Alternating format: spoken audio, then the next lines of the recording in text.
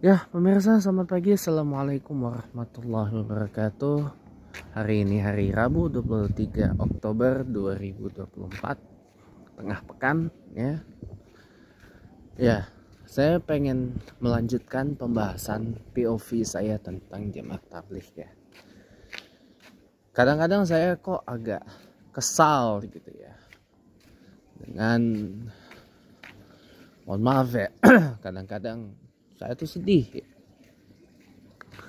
Jemaah tabligh ini nawaitunya atau niatnya kan niat baik gitu ya, mengajak semua orang ya. Paling pertama sekali tuh, ini kita bicara paling awal dulu ya. Paling pertama sekali niatnya itu adalah untuk mengajak orang itu memakmurkan masjid dan menghidupkan masjid, membuat masjid itu jadi lebih hidup, jadi lebih menyala. Bukan menyala lampunya ya, bukan makmur finansialnya, rupiahnya, tapi membuat masjid itu hidup. Bukan hanya sekedar dengan kita laksanakan salat fardu jamaah 5 waktu, zikir, doa, selesai, enggak. Bukan hanya itu. Bukan juga hanya dengan habis salat ngaji gitu, baca Quran gitu. Enggak juga, enggak hanya itu. Tetapi mengajak orang memakmurkan masjid, ajak salat jamaah, dan ada taklimatnya biasanya. Taklim tentang apa? Misalkan taklim wa ta'alum ya. Ada taklim misalkan tentang apa? Biasanya rujukannya adalah kitab Fadail Amal atau kitab Fadilah Amal biasanya.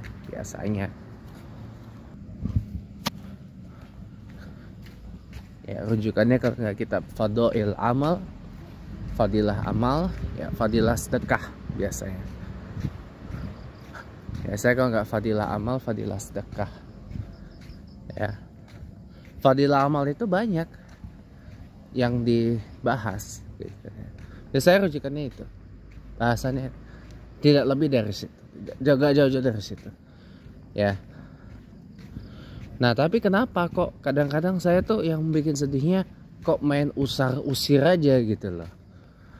Yang menjadi pertanyaan saya, diusirnya tuh kenapa, argumentasinya apa, dasar argumentasinya apa gitu loh. Kalau cuma main usir kayak usir kucing gitu ya, dengan argumentasi tanpa dasar, ya mohon maaf gitu loh, ya konyol. Yang ada situ malah mempermalukan diri jenengan sendiri ya. Orang niat mau ngajak orang memakmurkan masjid, orang niat ingin menghidupkan masjid, ingin menyalakan masjid ya, ingin membuat masjid itu jadi lebih menyala ya kan. Orang pengen menghidupkan masjid. Bahkan mohon maaf, di beberapa tempat, ini dari pengalaman testimoni gimana, azannya aja nggak ada. Di beberapa masjid dan musola yang dikhurujkan, azannya aja nggak ada. Atau kalaupun ada, azannya sering telat. Ya kan?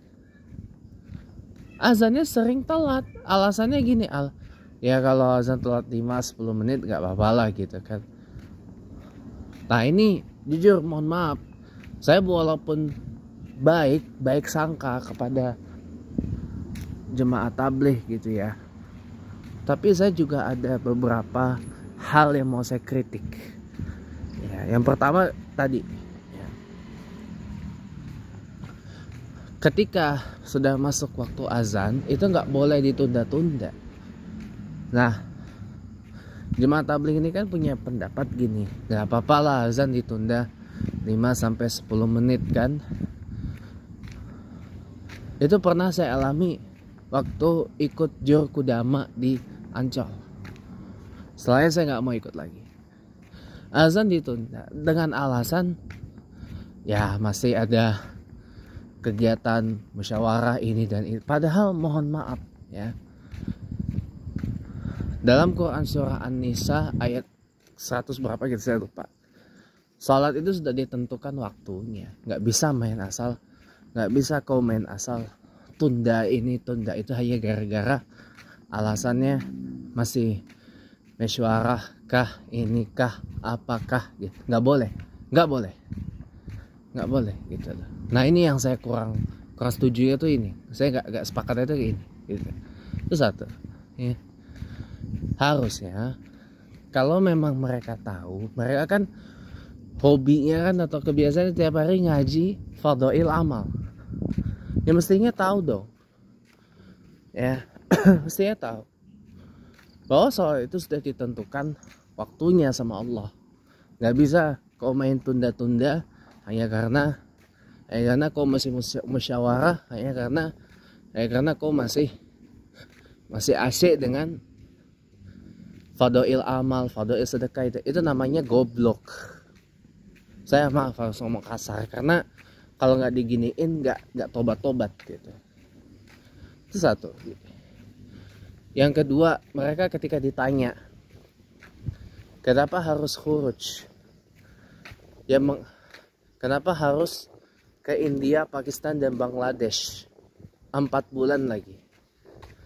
Nah ketika ditanya ini, banyak dari mereka yang nggak bisa jawab. Kalaupun nggak bisa jawab ya, kalau ya ngasal jawab yang muter-muter gitu loh. Padahal tinggal diterangin aja kalau memang mereka punya dalil, mereka punya dasar. Oh begini Pak, Maulana Muhammad Ilyas pendiri Jemaah Tabligh memang mengajarkan seperti ini. Dasarnya apa? Nah ini. Tinggal dikonstruksi aja argumennya. Ngapain mesti ribet? Bener. Nah, kalau saya kurang setuju itu. Kenapa harus India, Pakistan, Bangladesh? Gitu. Kenapa nggak di dekat kita dulu aja yang kita khuruj, kita dakwahkan gitu, ya? Dan jangan juga ketika kita niat mau membuat masjid tuh menyala gitu ya, membuat masjid tuh makmur, jangan kau main usir-usir, nggak boleh. Kecuali kalau ada dasar argumennya. Dasar argumennya pun juga harus bagus. Contoh ya, harus bagus. Jangan nggak suka hanya karena alasan-alasan yang menurut saya receh. Kayak misalkan, Pak saya nggak suka masjid jadi tempat tidur. Ya kasih pengertian. Iya kalau begitu jangan tidur di ruang salat. Ya carilah tempat yang penting bukan di ruang salat. Atau kalau perlu bawa tenda camping sana. Tapi sebenarnya saya juga nggak setuju kalau masjid itu dikunci tiap habis salat, nggak boleh itu. Toiletnya apa? Saya pribadi nggak setuju dengan yang kayak gitu. Udah biarin aja terbuka. Itu kan orang mau ada salat sunnah mau dilaksanakan atau ada amaliyat tertentu. Atau mungkin ada orang sedang dalam keadaan darurat, pengen buang hajat tapi bingung mau di mana. Masjid ininya dikunci dan sebagainya. Jangan, nggak boleh.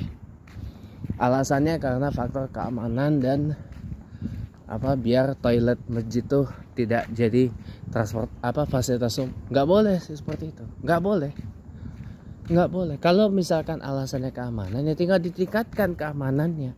Entah dengan pasang CCTV lebih baik lagi kah, atau disiagakan lagi petugas keamanan masjid yang lebih banyak kah gitu. Kalau misalkan takut toiletnya ya fasilitas, takut toiletnya kok lah, kasih himbauan sesudah menggunakan WC itu tolong dibersihkan, disiram. Habis buang air kecil, habis buang air besar itu disiram, jangan nggak disiram gitu aja, simple gitu. Itu berlaku juga buat teman-teman yang ikut jemaah tabligh. Itu berlaku juga buat teman-teman yang ikut jemaah tabligh gitu. Yang penting satu, jaga kehormatan masjid, jaga marwah masjid, itu aja. Dan ada adabnya, ada kulonuwunnya dulu dengan makmum masjid, dengan pengurus masjid. Ada kulonuwunnya dulu. ada permisinya dulu gitu. Dan yang tuan rumah pun harus bisa menjamu dan melayani tamunya dengan baik gitu. Nggak boleh nggak dijamu, nggak boleh, haram hukumnya itu, haram hukumnya. Nggak menjamu tamu dengan baik itu hukumnya haram, nggak boleh. Jadi gitu teman-teman. Jadi alasannya apa kalau main usir-usir jemaah tabligh? Pak saya nggak suka. Ya kalau misalkan nggak sukanya hanya gara-gara nggak suka pakaian main asal jemur sembarangan habis dicuci, ya sediakan tempat, arahkan tempat cuci di mana, tempat jemur di mana, dikasih inilah, diarahkan gitu loh. Terus kalau mau masaknya di mana, diarahkan di mana gitu. Jadi masjid pun tetap bersih, kinclong dan gak kotor. Itu harusnya yang dinomorsatukan. Bukan kau main usir koyo usir kucing apa itu segala macam. Nggak boleh itu, nggak boleh.